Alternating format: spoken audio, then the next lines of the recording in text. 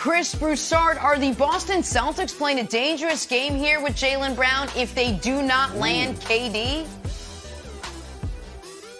Well, they are playing a dangerous game. It doesn't mean that the game will backfire on them, but they are playing with fire. And the fact that Jaylen Brown tweeted that out, we all assume it was referring to the trade rumors. It just shows that it's on his mind. And I think what that tweet was saying is, really? I mean, I just helped us get to the Eastern Conference Finals for the 4th time in my 6 years in the league. I was our best player in the finals, and for those that don't know, he averaged more points, more rebounds on a better shooting percentage than Jason Tatum, and I still have to hear my name mentioned in trade rumors.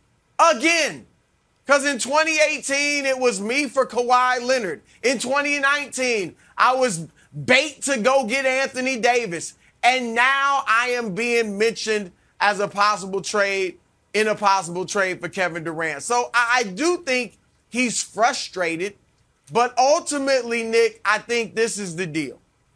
Jaylen Brown is a straight-up dog, and I mean that in the most positive sense. He's hard-nosed, sure. He's tough, he's business first, and I think he's mentally strong. And I think he'll be able to brush off these rumors and go back to Boston if that ends up being what happens, and play well for them. But he's only got 2 years left on his deal. He's still young.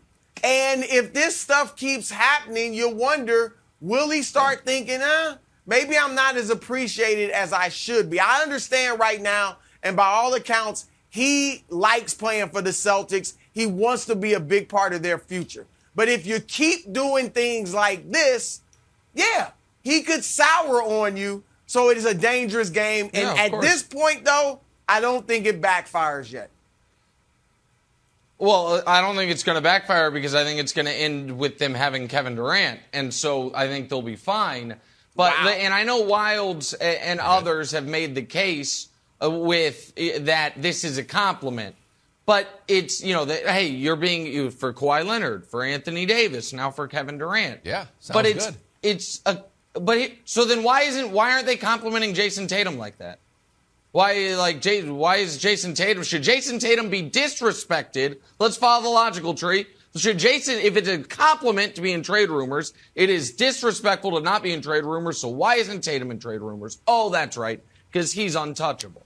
So it's a kind of compliment. You're good enough to be the centerpiece of a trade, not good enough for us to not want to trade you. So that's why players don't like it. That's why it bothers guys. And this, I believe, Wilds, is one of the first smart things the Brooklyn Nets have done in years, certainly in months, which is put this out there because it has made it to where the Celtics now feel an urgency to up their offer, to give them potentially Jaylen plus Marcus, plus maybe a guy like Peyton Pritchard, some draft picks, whatever they need, because I think Boston, which had really good vibes and really good energy right after Jaylen Brown declared the energy was about to shift, when you had the whole graphic about them after January 1. They make the finals. They're up 2-1 in the finals. They're up in the fourth quarter of Game 4 with a chance to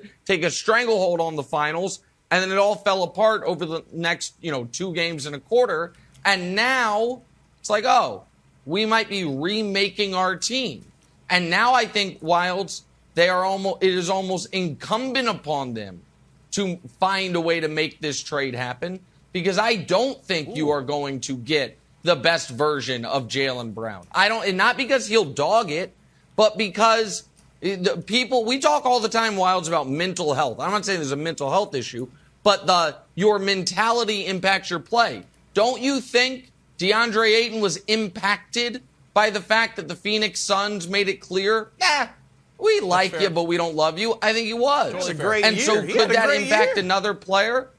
I do not think DeAndre Ayton had the year this year that people thought he was going to have coming off the finals trip, and he certainly didn't have the end of the year that people thought he would have coming off the finals trip. So I think it impacts guys, and I think now, Wilds, the Celtics have to find a way to make this trade. All right, so I think that's a fair point. Brandon Ingram is on the record talking about when the Lakers were trying to ship everybody to New Orleans, how that affected the locker room and everyone's play kind of depressed. But here's the thing, and let's just be honest. Jaylen Brown didn't go scorched to earth on the Celtics. He just did the gentle shaking my head. I would have personally gone with the Alonzo Mourning gift, Broussard. Shaking my head to okay, I get it. And here's the 3 reasons why I would be, I get it. Number 1, I could go to Brooklyn, and am I all of a sudden the centerpiece of the team? Are you building the team around me? You got Ben Simmons playing a lot of defense? That would be interesting. All of a sudden, am I the best player in all of New York if Donovan doesn't show up? That sounds good. Reason number 2, there's a long list of guys who have been traded. Just from Nick's top 25 list, I've got Akeem, Shaq, Julius Erving, Moses, Barkley, D-Wade, KG, and Harden. In fact, the reason that Jaylen Brown is there is because the Celtics got a bunch of great players from the trade and then traded those same great players to restock and have Tatum and Brown. And finally, and this is the honesty part, look, I get that it's got a little bit of a flavor of a betrayal, but everybody knows, Jaylen Brown knows it, that KD is an amazing all-time great player. And if my wife, I hope this doesn't happen. Wow. But if it did. Wow. Don't Wilds. Think about this. All of a sudden, just pull it back. We're being honest. Don't put it out there. Why not be honest?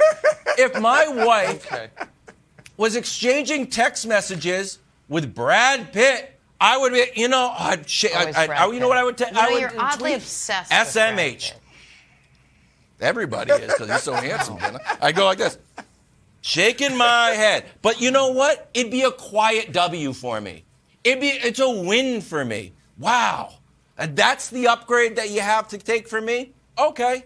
Quiet win for me. And I think Jaylen Brown knows that. It's Kevin Durant. He's one of the top 15 players of all time. Trade me for Kevin Durant? Shaking my head. Kind of a win for me. It is, Nick. You did the Barkley thing. If you guys traded me for Barkley, buddy. Aside from the dark place that you took this regarding your marriage, I hope everything is well at home. I'm with you on Jaylen Brown. See, Nick, I think if Brown is bothered by this, he's strong enough he would take the mentality of, okay, I'm going to show you, and I'm also going to show the rest of the league that I should have never been in trade talks. Don't ever think about trade me because this is how good I am. And there's a little revisionist history that you guys kicked. First of all, Nick, don't forget, DeAndre Ayton was within a whisker of making my third-team All-NBA ballot. Which was your fourth team don't for disregard what DeAndre Ayton did. A whisker. That's how good he was. I get the playoffs, but in the regular season, he was the man. DeAndre. A whisker. That's it. Yeah. Go ahead. And Wilds, Just a whisker. Nick caught this too, I'm sure. The names you mentioned, Elijah Wan, you can't know all these guys were traded way after their prime. I mean, Shaq was about to decline after the three. Not Garnett. So you kind of messed around with this. You mixed some things up that shouldn't have been. More of an ABA thing. The Wright Guys, look. You got to stop that. I got to say something real quick. It was a bunch of missteps there. Start with the marriage analogy, but you know. Being within a whisker of being Broussard's third-team All-NBA center sounds great, but what it means is you were almost one of the 4 best centers in basketball. So Brew had DeAndre Ayton firmly as the 5th best center in the league at a time when there's only 7 centers in the league. So that's not actually as good as it sounds. There's only 7 dudes, Brew. And second of all, I'm letting you know right now, Wilds, you evidently have a very, let's call it, open-minded view of marriage. But if your lovely wife, who I know a tiny bit, not that well, found out you were texting with Rihanna, the reaction isn't, well, I get it. It's not going to be that, buddy. So pull Thanks for watching. Subscribe here to get the latest from the show. Also, be sure to check out more of the best clips from First Things First, or go watch a few segments from our other shows on FS1.